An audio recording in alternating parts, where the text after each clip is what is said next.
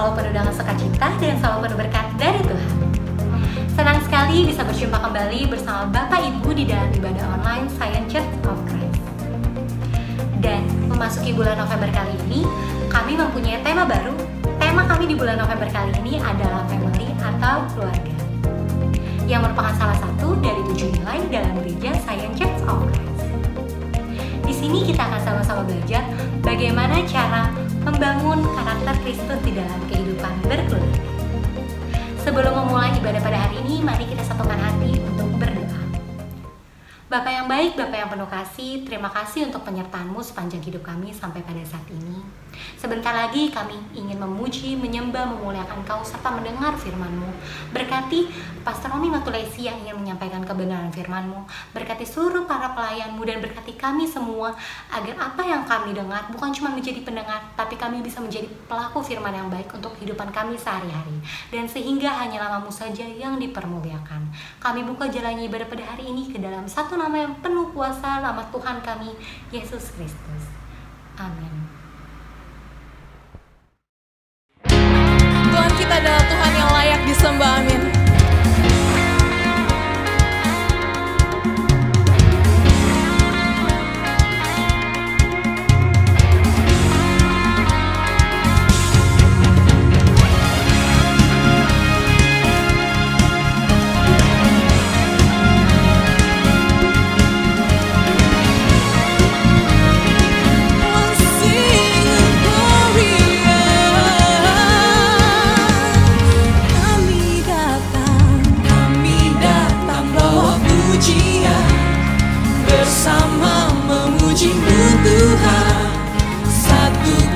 Suara dan nyanyikan sorak kemenangan. Gloria,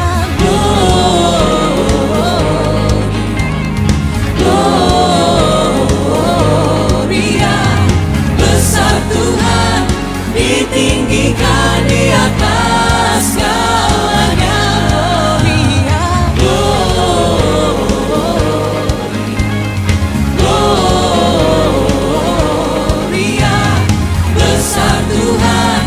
Ditinggikan pujinya, Gloria. Segala hormat, segala puji hanya bagi Tuhan. Gloria for you, God. We come for your presence. Come on church, let's come with our presence. Kami datang bawa pujian, bersama memuji-Mu Tuhan. Satukan suara dan nyanyikan sorak kemenangan. Kami datang bawa pujian, bersama memuji-Mu Tuhan. Satukan suara dan nyanyikan sorak kemenangan.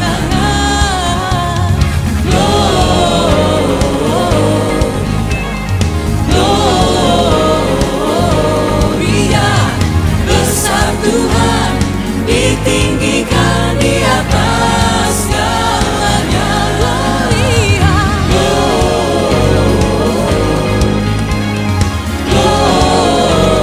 Gloria, besar Tuhan, ditinggikan pujinya, Gloria. Tuhan, Kau Tuhan yang layak disembah.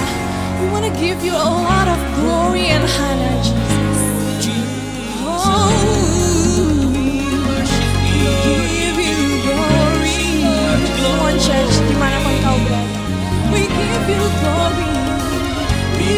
Glory, we give you honor, we give you praise for all that you are.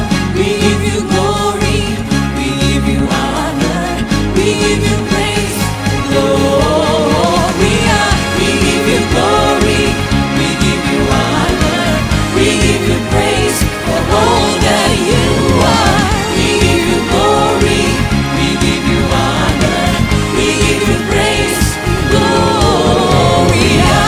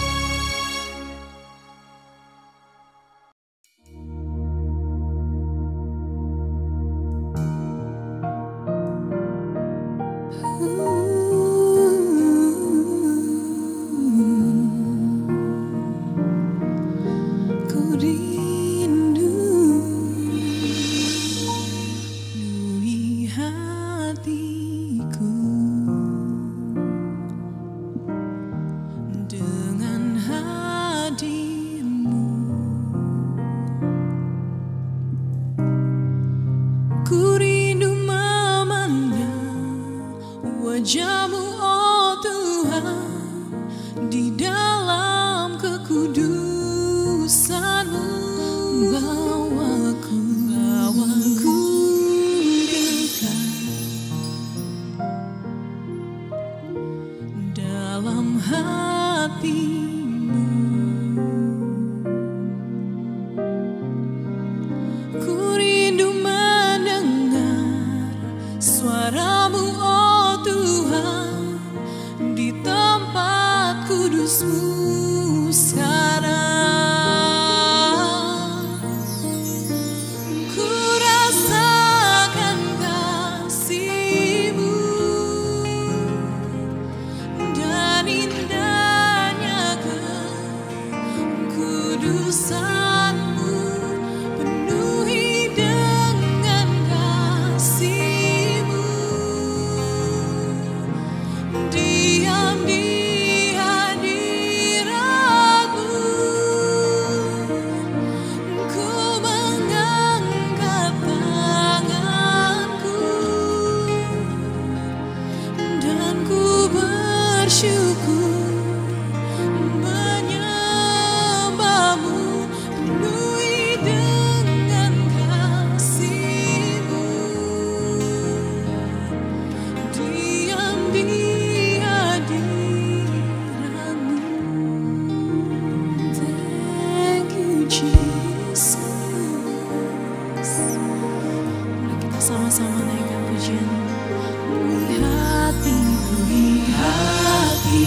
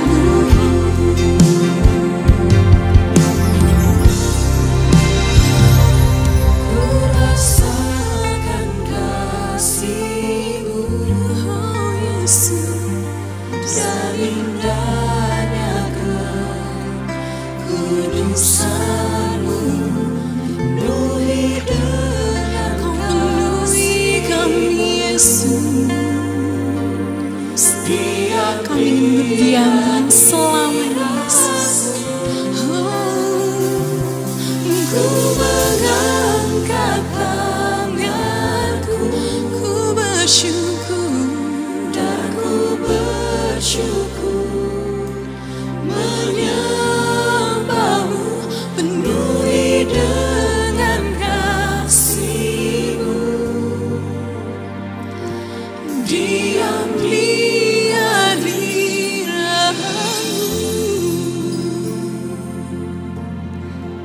thank you, Jesus. Bersama Tuhan, kita pasti bisa melewati semua perkara dengan luar biasa. Bergantunglah selalu hanya kepada Tuhan. Pagi hari ini, saudara-saudara terkasih, mari kita bersatu hati untuk setiap pokok doa yang sudah dikirimkan. Mari kita berdoa. Bapa yang baik, Bapa di surga, terima kasih untuk setiap berkat-Mu ya Bapa. Pagi hari ini kami mau berdoa. Yang pertama kami mau berdoa untuk saudara kami yang rindu. Kuliah dan ujiannya boleh berjalan dengan lancar. Kau berkati Tuhan, setiap prosesnya Tuhan, Kau berkati studinya, Kau cukupkan semua yang dibutuhkan ya Bapa, sehingga anak-Mu ini boleh menyelesaikan kuliahnya dengan baik ya Bapa. Terima kasih Tuhan, kami juga mau berdoa untuk saudara kami yang rindu. Terjadi pemulihan dan kesembuhan dari sakit prostat, hernia, dan pembengkakan di jantung. Kami percaya Engkau dokter di atas segala dokter, Kau maha penyembuh, oleh bilur-bilur-Mu setiap sakit penyakit sudah disembuhkan. Terima kasih Tuhan, kami juga mau berdoa bagi saudara kami yang rindu memiliki keturunan. Kami yakin dan percaya, tidak ada yang mustahil bagi-Mu Tuhan. Kau akan berikan keturunan pada waktu yang terbaik. Terima kasih Tuhan Yesus. Kami juga mau berdoa bagi bangsa Indonesia. Kami rindu Tuhan, lawatan-Mu terjadi atas bangsa ini ya Bapa. Kau berkati setiap pemerintahan yang ada Tuhan, dari presiden sampai semua jajaran yang ada, boleh bekerja dengan baik, terutama di masa pandemi ini Tuhan. Biar keputusan yang mereka ambil, keputusan apapun yang mereka putuskan, boleh diambil dengan bijak. Dan masyarakat boleh merasakan manfaatnya ya Bapa. Terima kasih Tuhan Yesus untuk setiap kebaikan-Mu ya Bapa. Dan pagi hari ini juga kami bersyukur Tuhan untuk setiap pokok doa yang sudah dijawab. Haleluya, terima kasih Tuhan. Kami bersyukur untuk pembayaran proyek yang sudah diproses. Terima kasih Tuhan. Kami juga bersyukur ya Bapa untuk bisnis kantor yang sudah lebih aktif lagi. Terima kasih Tuhan. Kau sangat baik bagi setiap kami. Kami yakin dan percaya Tuhan, penyertaan-Mu selalu sempurna atas setiap kami ya Bapa. Terima kasih Tuhan. Hanya dalam nama-Mu kami telah berdoa dan mengucap syukur. Haleluya. Amin. Sepanjang tahun 2020, gereja membahas tema besar planted atau tertanam. Karena itu, bagi saudara yang rindu bertumbuh lebih lagi dalam Tuhan, kami mengundang saudara bergabung dalam sel grup kami, iConnect, yang saat ini dilakukan secara online. Di dalam iConnect, perkembangan saudara akan terpantau dan kita akan bertumbuh bersama-sama. Karena tidak ada pertumbuhan di dalam kesendirian. Dan saudara juga akan mendapat banyak update langsung tentang kegiatan-kegiatan dari gereja. Dan sekarang sebelum kita masuk dalam sakramen tubuh dan darah Kristus, kita akan bersama-sama membaca ayat renungan untuk minggu ini. Yang diambil dari Amsal 1 ayat 7. Saya akan bacakan terlebih dahulu. Amsal 1 ayat 7. Takut akan Tuhan adalah permulaan pengetahuan, tetapi orang bodoh menghina hikmat dan didikan. Mari kita baca bersama-sama. Amsal 1 ayat 7. Takut akan Tuhan adalah permulaan pengetahuan, tetapi orang bodoh menghina hikmat dan didikan. Semoga ayat ini boleh menjadi kekuatan bagi setiap kita sepanjang minggu ini. Kita angkat kembali pujian ini.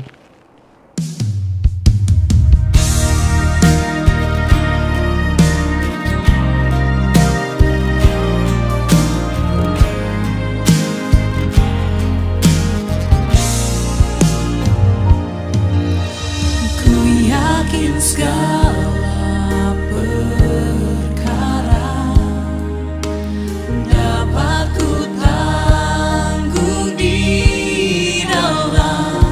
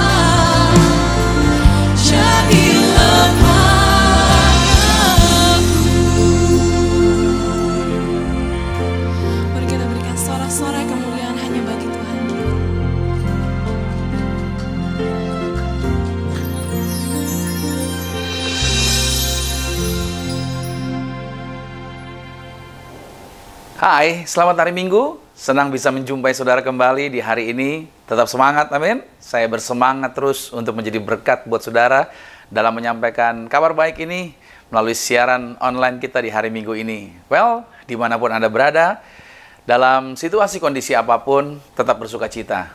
Karena saya percaya Roh Tuhan selalu ada bersama-sama dengan setiap kita di lokasi manapun, walaupun kita terpisah berbeda dimanapun juga lokasi kita saat ini.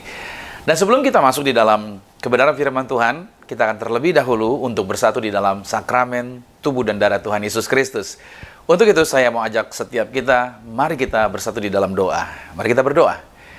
Kami bersyukur buat kesempatan yang indah di hari Minggu ini Tuhan. Kami percaya Roh Tuhanlah yang telah mengatur segala sesuatunya. Hidup ini tidak ada yang kebetulan. Hidup ini semuanya ada di dalam pemantauan dan perencanaan Tuhan. Karena firman-Mu menjaminkan mata Tuhan menjelajah seluruh bumi, memperhatikan keberadaan kami, bahkan juga melimpahkan kekuatan bagi setiap kami. Maka Tuhan Yesus, aku memberkati setiap anak-anak Tuhan, bersama keluarga mereka masing-masing, di tempat mereka masing-masing. Aku berdoa, berkat Tuhan turun atas mereka. Sebentar kami akan bersatu dalam tubuh dan darah Tuhan Yesus.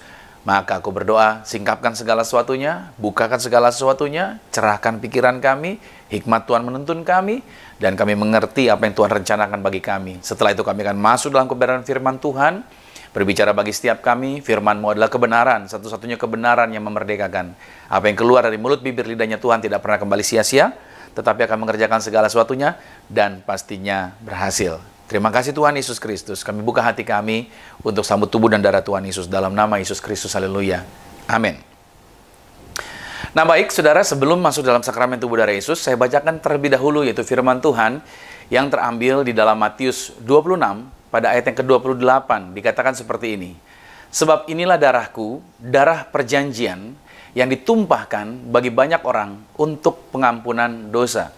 Saya highlight di situ kata perjanjian. Dan ayat yang sama, yang sinonim dengan ini adalah diambil dari Lukas 22. Pada ayat 20 dikatakan, demikian juga dibuatnya dengan cawan sesudah makan. Ia berkata, cawan ini adalah perjanjian baru oleh darahku yang ditumpahkan bagi kamu. Sama, ada kata perjanjian juga yang saya highlight di sana. Apa maksudnya dengan perjanjian ini? Nah, kata perjanjian di dalam bahasa Yunani itu tertulis diatheke, yang juga artinya adalah wasiat atau warisan. Kata diatheke ini juga dipakai di dalam penulisan di dalam kitab Ibrani pada pasal 9, pada ayat 15 sampai dengan ayat 17, kata perjanjian atau kata diatheke ini dituliskan di sana. Mari saya bantu bacakan.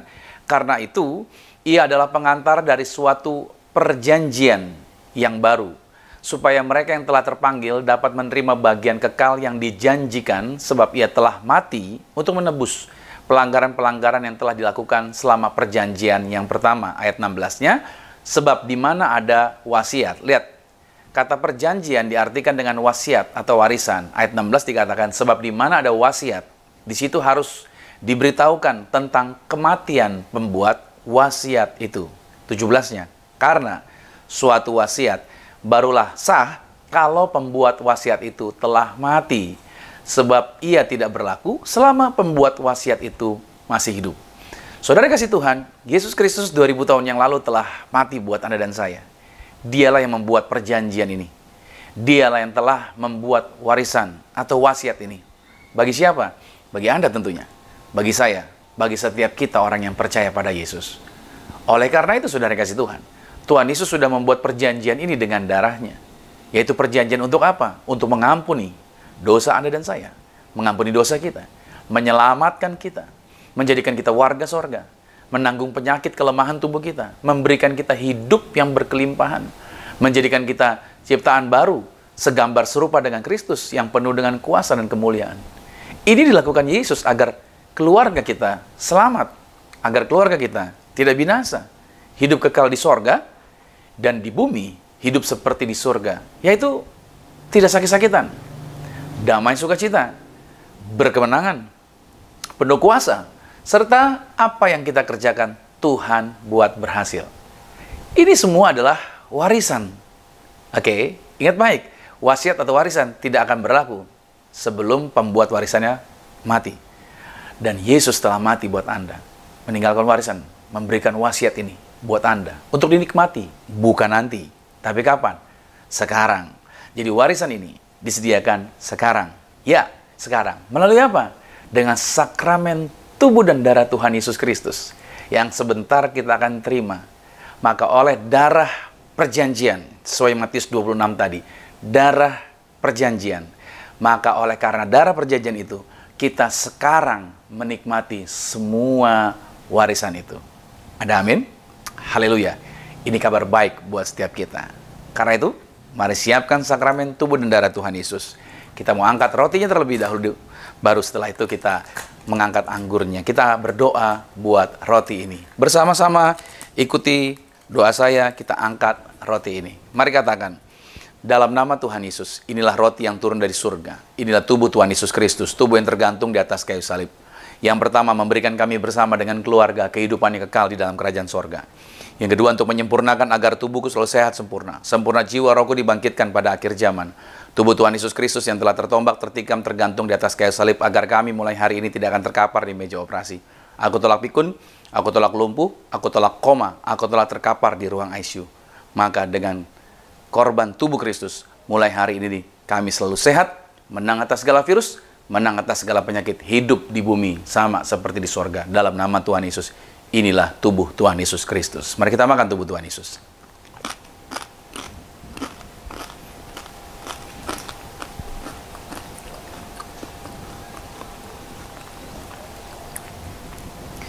Kita juga mau mengangkat, yaitu darah Yesus, anggur ini di atas kepala kita. Bersama-sama dengan saya katakan, dalam nama Tuhan Yesus, inilah darah Yesus Kristus. Darah yang tercurah di atas kayu salib sebagai perjanjian yang baru dan yang kekal. Mulai hari ini, bersama keluarga, kami senantiasa saling mengasihi, saling mengampuni. Kasih mula-mula di dalam keluarga kami senantiasa ada. Maka oleh darah Kristus, bersama keluarga, kami termeterai menjadi warga sorga. Dijaminkan kami punya rumah di sorga. Kami punya rumah di bumi.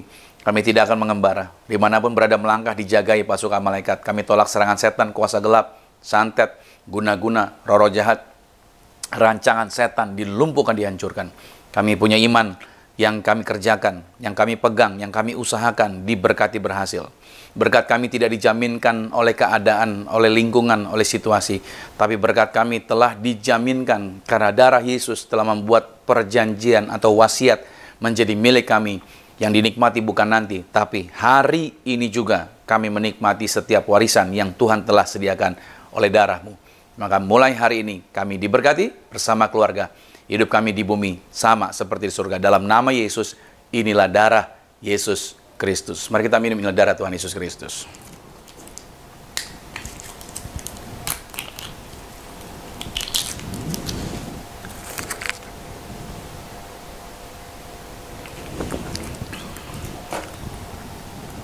Saya juga mengajak Bapak Ibu Saudara, ambil minyaknya, kita urapi diri kita. Kita berdoa buat keluarga kita. Kita berdoa buat orang-orang sekitar kita. Kita berdoa buat lokasi di mana kita berada. Kita memberkati. Hidup orang percaya itu bukan menyakiti, tapi hidup orang percaya dimanapun dia merangkah, dia jadi berkat. Mari sama-sama dengan saya katakan, dalam nama Tuhan Yesus, inilah minyak urapan. Setiap tetes yang punya kuasa mengusir setan. Setiap oles yang punya kuasa menyembuhkan penyakit. Silakan mulai hari ini pasukan malaikat surgawi hadir. Senantiasa proteksi, jagai kami. Maka dimanapun kami melangkah, tempat yang kami injak diberkati. Dalam nama Tuhan Yesus, inilah minyak urapan. Ya. Oke, saudara, Anda boleh berdoa buat setiap orang yang bersama dengan saudara. Puji nama Tuhan. Well, baik, kita akan masuk di dalam kebenaran firman Tuhan. Ini merupakan minggu yang kelima di bulan November tahun 2020. Dan minggu depan berarti kita sudah masuk di dalam bulan yang baru lagi, atau bulan yang terakhir di tahun 2020. Tanpa terasa ya, kita melewati setiap bulan di tahun 2020. Tidak mudah, banyak tantangan, ada pergumulan, tapi ini merupakan bagian daripada suatu proses untuk kita semakin maju dan semakin dewasa dan semakin mengalami perkembangan serta mengalami perubahan. Dan selalu diingat baik-baik bahwa di dalam yang namanya perkembangan, di dalam yang namanya kemajuan, itu merupakan zona di mana di dalamnya ada ketidaknyamanan. Tapi it's okay, nggak apa-apa. Ketidaknyamanan justru membuat Anda dan saya bertumbuh dan berkembang. Tetapi kalau tempat yang nyaman, justru di situ tidak akan ada yang namanya pertumbuhan dan perkembangan. Well, diberkati saudara semua, tentunya melewati hari-hari dan sampai di minggu yang kelima ini.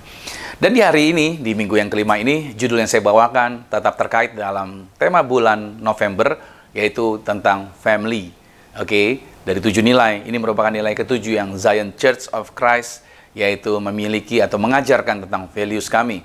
Sejak bulan Mei kita berbicara mengenai values tentunya, tiap bulan kita berganti satu persatu, dan ini yang terakhir, di bulan November ini adalah values yang ke-7.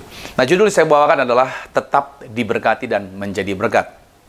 Oke, catat ya. Siapkan catatan saudara, tetap diberkati dan menjadi berkat. Dalam Mazmur pada pasal 37, ayat 25 sampai dengan ayat 26, Raja Daud berkata begini, "Dahulu aku muda, sekarang telah menjadi tua.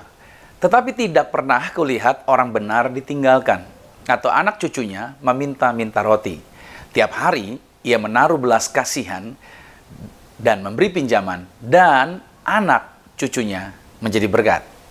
Nah, Daudlah yang menjadi penulis dari Mazmur 37 ini. Saya coba membagikan secara singkat mengenai pengalaman Daud dalam berjalan bersama dengan Tuhan.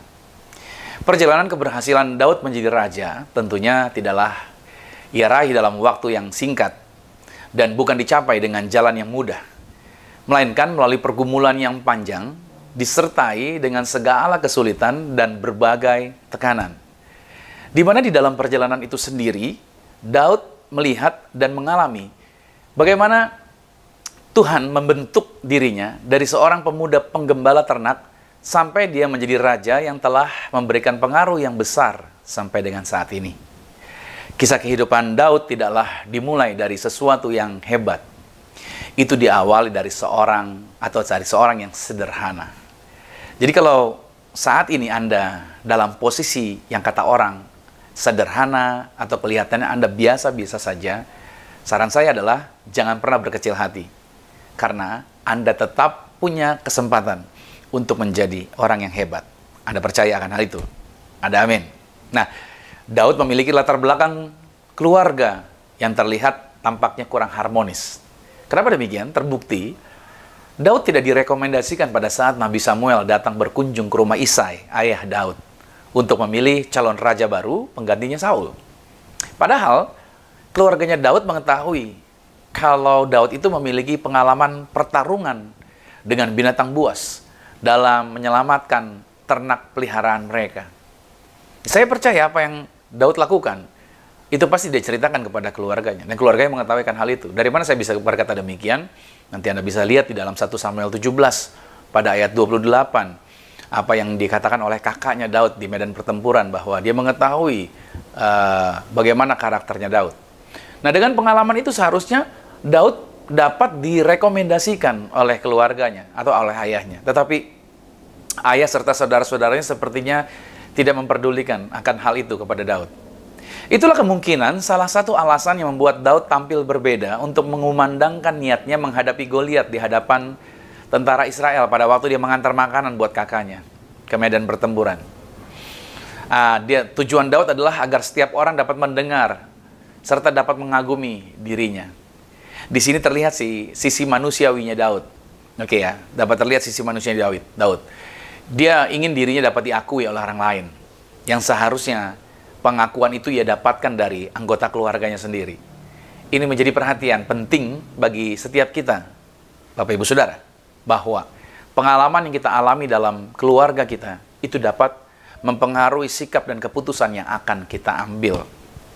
Karena itu, perhatikan baik pengalaman-pengalaman atau apa yang Anda mau buat di dalam keluarga Anda itu akan menjadi pengaruh penting dalam pengambilan keputusan bagi generasi kita. Daud berusia 17 tahun pada saat dia diurapi oleh Nabi Samuel. Sejak itu dia memiliki keyakinan bahwa Tuhan selalu menyertainya dimanapun ia melangkah. Maka ketika Daud berhasil mengalahkan raksasa itu, Daud berharap jenjang karirnya akan menjadi spektakuler, seperti yang telah dinubuatkan oleh Nabi Samuel tentunya. Dan percayalah saudara, memang janji yang Tuhan berikan itu tidak pernah dibatalkan oleh Tuhan. Tetapi untuk penggenapannya memerlukan waktu yang tepat sesuai dengan kehendaknya Tuhan. Dan ternyata Tuhan melantik Daud akhirnya menjadi raja juga. Melantik Daud menjadi raja pada usia 30 tahun. Ya, usianya 30 tahun. Artinya, dibutuhkan waktu 13 tahun untuk Tuhan mempersiapkan Daud menjadi raja bagi Israel. Tetapi proses itu sendiri tidaklah berhenti ketika Daud menjadi raja.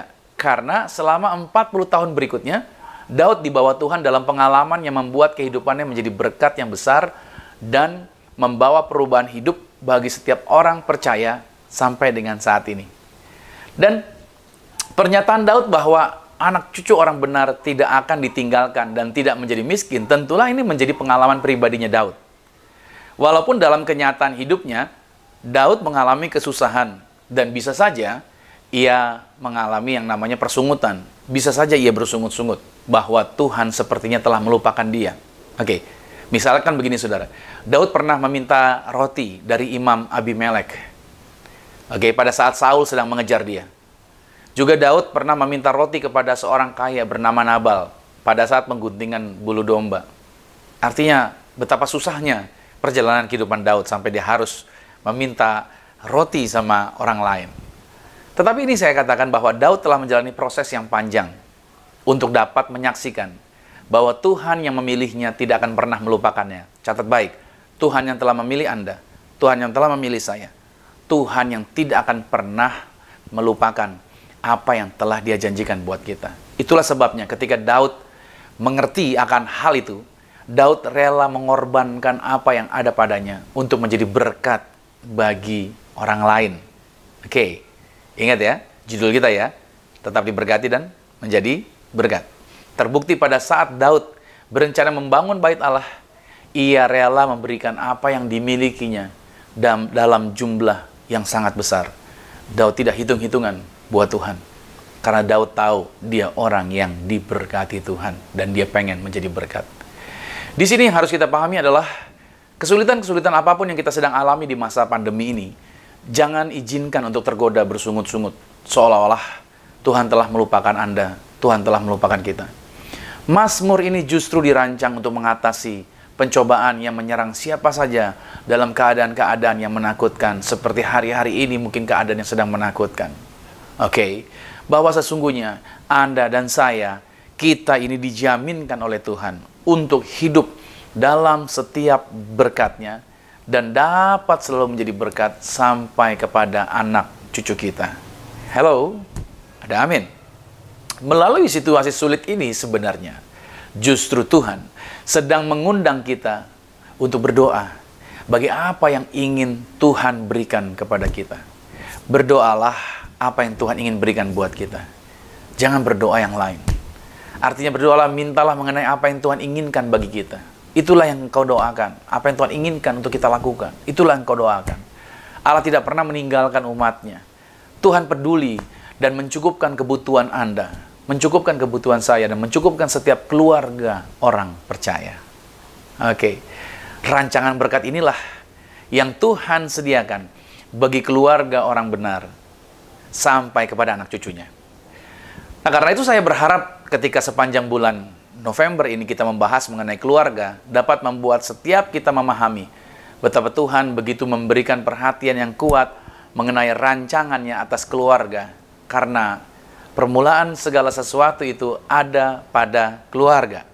Saya rindu keluarga Anda diberkati. Oke, dan melaluinya kita juga dapat menjadi berkat. Sama-sama katakan amin. Yes. Dan saya juga menyadari bahwa pada kenyataannya memang tidak ada keluarga yang sempurna. Ya, tidak ada keluarga yang sempurna memang. Termasuk Daud yang menuliskan Mazmur ini juga.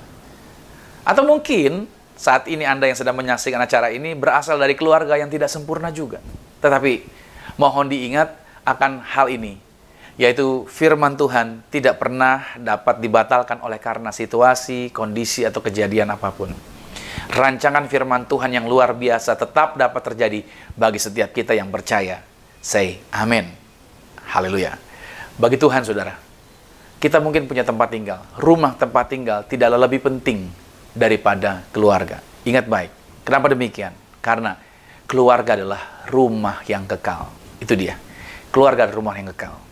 Sebab di dalam keluargalah Tuhan mencurahkan berkat-Nya. Ada amin sampai sini? Mengerti, pahami melalui keluarga jugalah umat Tuhan, kita semua menjadi berkat bagi dunia ini. Nah, masuk di dalam poin ini, saudara yang dikasih Tuhan, bagaimana sih agar keluarga kita tetap diberkati dan dapat menjadi berkat? Bagaimana agar keluarga Anda, keluarga saya, keluarga kita orang percaya, itu tetap diberkati dalam situasi apapun juga, dan kita bisa tetap menjadi berkat. Yang pertama ini, saudara, catat baik, yaitu adalah memiliki kehidupan yang benar. Oke, ini dia. Untuk keluarga kita tetap diberkati dan menjadi berkat, yang pertama adalah memiliki kehidupan yang benar. Dalam Amsal 20 pada ayat yang ke-7, firman Tuhan berkata begini, orang benar yang bersih kelakuannya, berbahagialah keturunannya. Ya, orang benar yang bersih kelakuannya, berbahagialah keturunannya. Orang benar tidak didefinisikan sebagai orang yang tidak pernah berbuat dosa. Bedakan ini ya. Orang benar bukan berarti orang ini tidak pernah melakukan kesalahan.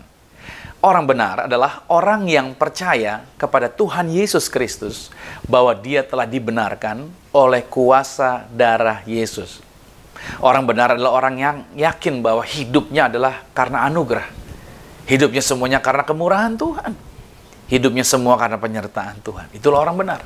Oleh sebab itu, saat kita menyadari akan hal ini, maka sebenarnya ada dua hal yang perlu Anda dan saya kita perhatikan sebagai orang benar. Yang pertama adalah kita harus percaya bahwa tiap janji Tuhan di dalam Alkitab semuanya ditujukan bagi kita. Oke, apapun janji Tuhan. Dari mana saya tahu akan janji Tuhan? Bacalah Alkitabnya. Ketika Anda membaca Alkitabnya, saudara akan tahu apa-apa saja yang Tuhan sudah janjikan kepada saudara. Menurut Galatia 3 ayat 29, karena kita keturunan Abraham juga melalui korban darah Yesus Kristus, berarti kita juga layak untuk menerima semua janji itu bagi kita. Berarti saudara, percayalah, Anda tidak mungkin tidak diberkati. Keluarga Anda tidak mungkin tidak diberkati. Kita yang sudah percaya oleh pengorbanan darah Yesus, kita disebut sebagai orang benar, maka sebagai orang benar, kita juga layak atau percaya untuk selalu menerima semua janji Tuhan bagi kehidupan kita. Amin. Yang perlu diperhatikan yang kedua adalah apa? Kita bertanggung jawab.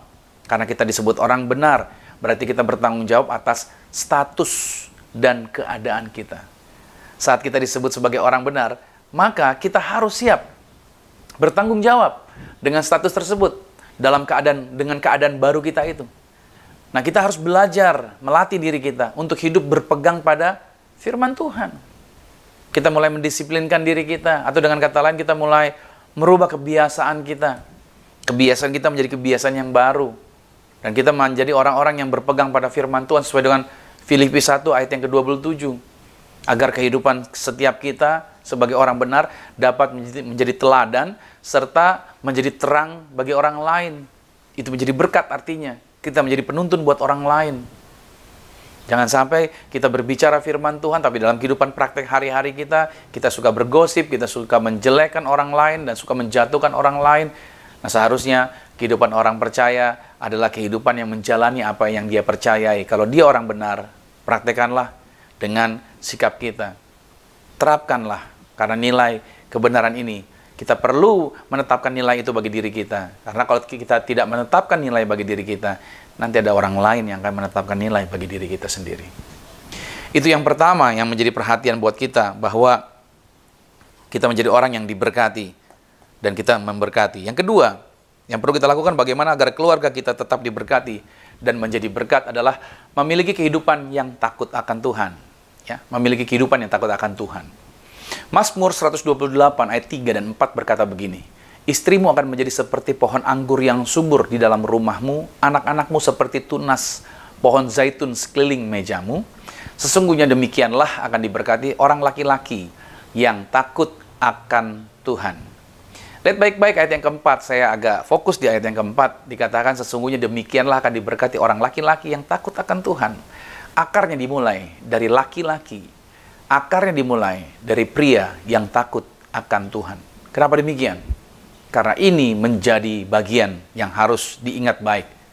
Bahwa pria itu digambarkan sebagai fondasi yang mengamankan seluruh bangunan. Kalau saudara lihat gedung mewah, gedung bagus, ya kan, penampakan luarnya bagus. Percayalah saudara, yang membuat gedung itu kokoh berdiri karena ada fondasi. Variasi itu tampak di luar. pernak-pernik keindahan tampak di luar, itu variasi. Tapi fondasi itu tidak pernah kelihatan. Fondasi itu adanya di dalam dan tidak tampak dari luar. Tapi justru yang tidak tampak itu, fondasi yang tidak kelihatan itu, justru itulah yang membuat bangunan itu kokoh. Saya suka memperhatikan kalau kontraktor bangun gedung atau ya ada pembangunan gedung, saya suka memperhatikan. Ketika mereka membangun sebuah gedung yang tinggi, rencana mereka akan membangun pencakar langit. Yang mereka lakukan adalah apa? Mereka membangun lantainya ke bawah lebih banyak. Mereka menggali ke bawah lebih banyak. Mereka menggali ke bawah lebih banyak. Semakin gedung itu tinggi, semakin lebih banyak lagi. Mereka menggali ke bawah. Mereka menggali ke bawah. Bahkan gedung-gedung pencakar langit itu memiliki 25 lantai ke bawah fondasinya. Mengapa demikian? Karena dengan fondasi yang kuat, fondasi yang kokoh, itu membuat bangunan yang tinggi itu dapat berdiri dengan tegak dan mengamankan seluruh bangunan. Itulah gambarannya mengapa seorang pria atau seorang suami, dia harus menjadi seorang yang takut akan Tuhan. Perhatikan baik, ini penting sekali. Karena kalau seorang pria, kalau seorang suami tidak takut akan Tuhan, maka seluruh rumah itu akan goyang. Keluarga itu akan goyang. Dan keluarga itu tidak mungkin bisa hidupnya diberkati atau menjadi berkat. Makanya para pria, para suami, Anda harus menjadi orang laki-laki yang takut akan Tuhan. Takut bukan berarti ketakutan, tetapi pria adalah seorang pria yang tunduk, menjadi seorang pria yang taat kepada Tuhan. Ini berbicara bahwa menjadi orang tua itu penting sekali. Untuk apa? Untuk memiliki ketakutan akan Tuhan. Dalam artian bukan ketakutan seperti lihat setan, tapi penundukan yang benar-benar tunduk sama Tuhan. Hidup mereka hanya bergantung kepada Tuhan. Makanya mereka menjaga seluruh area kehidupan mereka. Dan ini penting.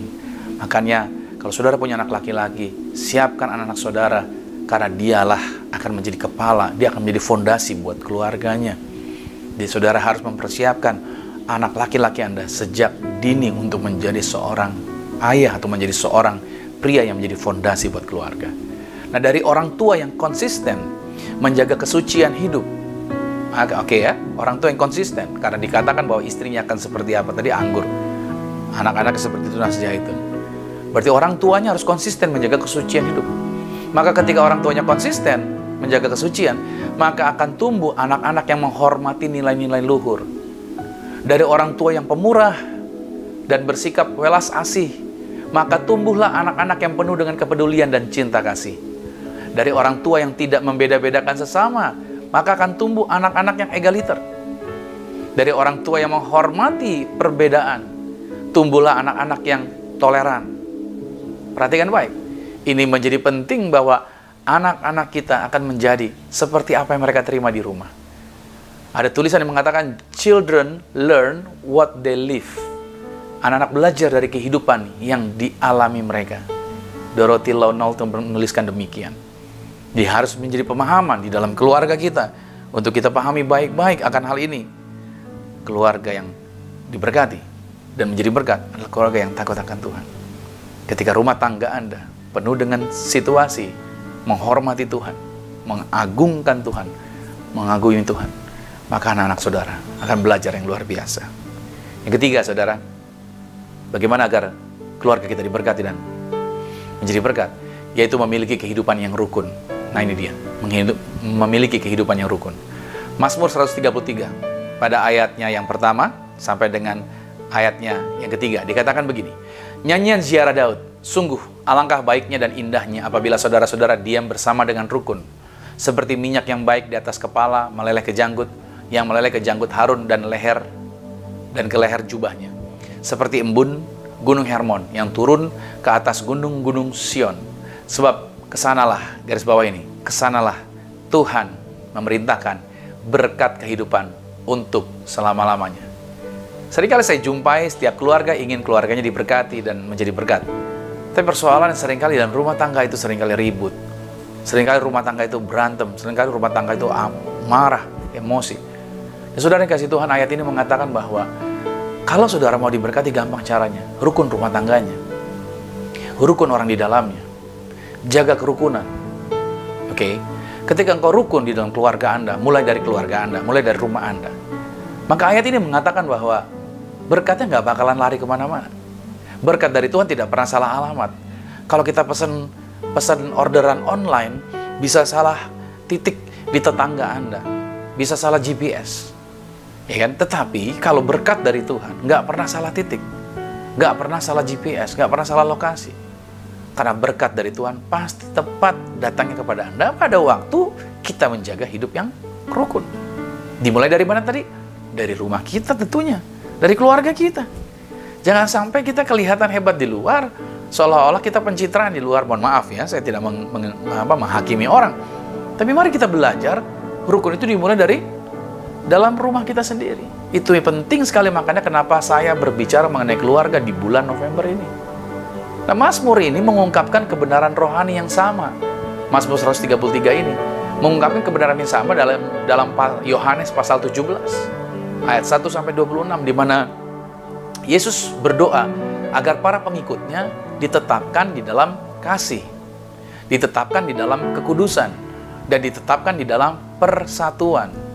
Yesus tahu bahwa Roh Kudus tidak dapat bekerja di antara mereka, maksudnya di antara para murid, kalau mereka di dalamnya ada perpecahan yang disebabkan oleh dosa dan ambisi pribadi. Oke, Anda bisa perhatikan apa yang ditulis oleh Paulus di dalam 1 Korintus 1 pada ayatnya yang ke-10 sampai 13, bagaimana di dalam kota itu terjadi perpecahan, perselisihan, keiri hatian. Nanti saudara baca lagi pada pasal 3-nya, ayat 1 sampai 3-nya dari 1 Korintus tersebut, di mana mereka saling menyerang dan segala macam. Roh Kudus tidak bisa bekerja secara luar biasa, karena dikatakan berarti kamu masih manusia duniawi kalau masih ada keiri hatian.